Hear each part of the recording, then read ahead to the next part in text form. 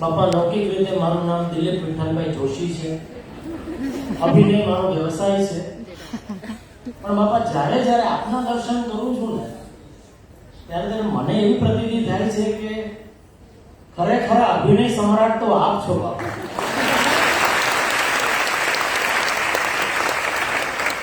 કારણ કે સાક્ષાત અક્ષર બ્રહ્મનું સ્વરૂપ હોવા છતાં છેલ્લા 91 વર્ષથી આપ મનુષ્યનો જે અભિનય કરો છો, તમને બધાને એવું લાગે છે કે તમે અમારા જેવા મનુષ્ય જ છો, હે?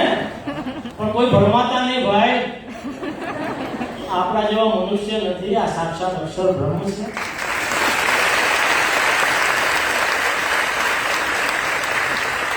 અને બાપા એવી જ રીતે અમને પણ એવું મનાઈ ગયું છે કે આ દેહ છે તે અમે જ છીએ, અમે આત્મા છીએ મનાતું જ નથી.